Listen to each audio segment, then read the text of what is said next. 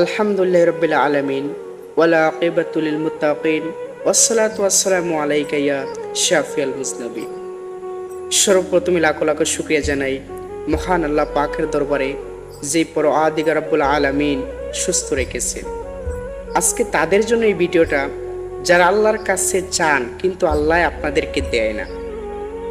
আল্লাহর কাছে আপনি প্রতিদিন চাইতেছেন কিন্তু আল্লাহ আপনার কথা শুনে কিন্তু আল্লাহ আপনাকে দিতেছে না। আসলে কি জানেন, আল্লাহর কাছে আমরা চাইতে জানি না। আমরা চাইতে জানি না বিদায় আল্লাহ আমাদেরকে দেয় না। আল্লাহ কিন্তু সূরা মুমিনের 60 নম্বর আয়াতে বলেছেন যে বান্দা উদউনি আস্তাজিব লাকুম, বান্দা আমি আল্লাহর কাছে চাও, প্রার্থনা করো, আমি আল্লাহ তোমাদের প্রার্থনা, তোমাদের দোয়া কবুল করব। আসলে কি আমরা চাওয়ার মতো চাইতে জানি না। কোথায় আছে না, আল্লাহ তোমায় ডাকার মতো ডাকতে জানি না, তাই বলি কি আল্লাহ তুমি আমাদের ডাকে সাড়া দাও না।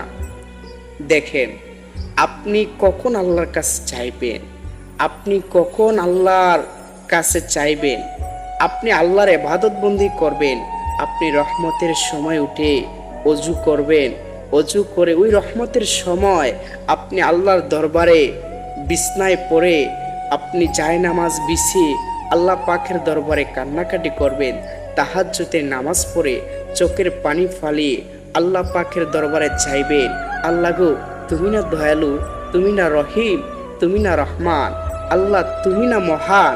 আল্লাহর কাছে এমনভাবে চাইবেন আল্লাহর মনটা, আল্লাহর অন্তরটা নরম হবে। যেমনি সাধারণত দুনিয়ার কোনো মানুষের কাছে যদি আপনি এমনভাবে চাইতে পারেন, যদি তার মনটা নরম হয়ে যায়, সেই ব্যক্তিটা আপনার কথা শুনে ভালো লাগে, আপনাকে কিন্তু দিবে না, করবে না।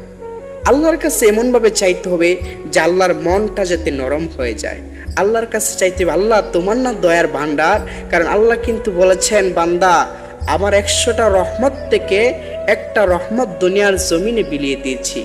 তাই স্বামী স্ত্রীকে ভালোবাসে, ছেলে মেয়েকে ভালোবাসে, সন্তান শত্রুকে ভালোবাসে, দুনিয়ার মায়া পড়ে যায়।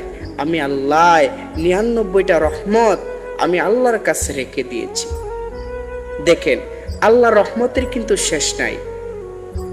আপনি আল্লাহর কাছে চাইবেন, ওই রহমতের সময় আল্লাহর কাছে চাইবেন, আল্লাহ অবশ্যই আপনার কথা শুনবে। কিন্তু আপনি আল্লাহর ইবাদত করবেন না, আল্লাহর হুকুম পালন করবে না, আল্লাহ কিন্তু শুনবে না। আল্লাহ শুনলেও না শোনার বান করবে। আপনি আল্লাহর কাছে চাইবেন, আপনি কাজ করবেন, আপনি বেতন পাবেন। আপনি বিদেশের জমিনে গেলেন, আপনি ইনকাম করলেন, আপনি কাজ করলেন, কিন্তু আপনার বেতন দিল না, সেটা আপনি অন্য বিষয়। কিন্তু আপনি কাজ করলেন না, আপনাকে কি বেতন দিবে? দিবে না। আপনি কাজ করলেন না, বসে বসে থাকলেন ওই বিদেশের জমিনে, আপনাকে টাকা দিবে মালিকে? দিবে না। মালিকে বলবে তুমি তো কাজ করো নাই, তোমাকে কেন আমি টাকা দেব? এই জন্য আল্লাহ দুনিয়াতে পাঠিয়েছে। আপনি কোথায় ছিলেন, আবার কোথায় আসলেন, আবার কোথায় যাইবেন, আপনি চিন্তা করেছেন? এই দুনিয়ার মধ্যে আল্লাহ পাঠিয়েছে কিন্তু আমাদেরকে পরীক্ষা করার জন্য। এই দুনিয়ার জমিনে আসলাম, আল্লাহর হুকুম যদি আমরা সঠিক মতে পালন করতে পারি, তাহলে আল্লাহ আমাদের কথা শুনবেন। আল্লাহর মনটা যদি আমরা জয়ী করতে পারি, আল্লাহর সাথে যদি আমরা কানেকশন লাগাইতে পারি, তাহলে আল্লাহ পাক রব্বুল আলামিন আমাদেরকে দুনিয়াতে শান্তিতে রাখবেন, আখিরাতেও শান্তি দিবেন। আপনি আল্লাহকে পেতে চান, আপনি রাসূলকে ভালোবাসেন। আপনি রাসূলকে পেতে চান, একজন মুর্শিদের পথ ধরেন, একজন আল্লাহর ওলিকে অনুসরণ করেন। আল্লাহ রাসূল কিন্তু বলেছেন এটা শেষ জামানা। আল্লাহ রাসূল বলেছেন আমার পরে ওয়ারাসাতুল আম্বিয়া, নায়েবে নবী আসবেন।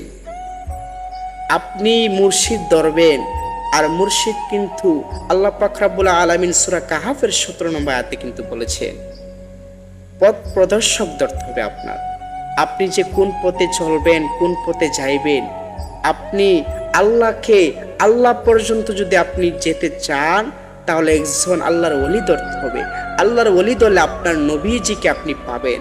আর যদি নবীকে পেয়ে যান, তাহলে আল্লাহকে পাবেন অবশ্যই।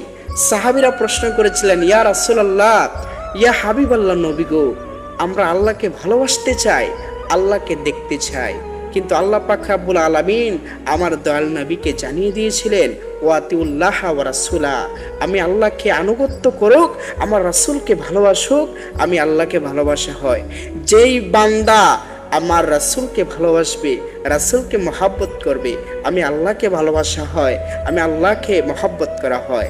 কাজেই আল্লাহ পাক রব্বুল আলামিন কোরআনের মধ্যে সূরা আলে ইমরানের মধ্যে বলতেছেন, ইয়া আইয়ুহাল্লাযীনা আমানু ইত্তাকুল্লাহা, আমি আল্লাহকে ভয় করো।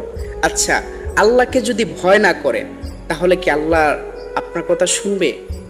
আপনি যদি আল্লাহকে ভয় না করেন, যে আল্লাহ সৃষ্টি করলেন, যে আল্লাহ আশরাফুল মাখলুকাত হিসেবে আমাদেরকে ঘোষণা করলেন, দুনিয়ার জমিনে পাঠালেন, সে আল্লাহকে ভয় করতে হবে। আপনি যদি আল্লাহকে ভয় করার মতো ভয় করেন, আল্লাহকে ভয় করতে পারেন, রাসূলকে অনুকরণ করতে পারেন, দেখবেন আল্লাহ অবশ্যই আপনাদের কথা শুনবেন। কাজেই আল্লাহর হুকুম পালন করব, আমরা সব সময় আল্লাহর পথেই চলবো। আল্লাহ আমাদেরকে যেই পথ দেখিয়েছেন, আল্লাহর কোরআন যেই পথ দেখিয়েছেন, আমাদের রাসূল সাল্লাল্লাহু আলাইহি সাল্লাম আমাদেরকে যেই পথ দেখিয়েছেন, আমরা সেই পথেই চলবো, সেই পথে আমরা প্রতিষ্ঠিত হব। আল্লাহ পাক রব্বুল আলামিন যেন আমাদেরকে বোঝার তৌফিক দান করেন। সবাই বলেন আমিন। ওয়া আখিরু আলহামদুলিল্লাহি রাব্বিল আলামিন। আসসালামু আলাইকুম ওয়া রাহমাতুল্লাহ।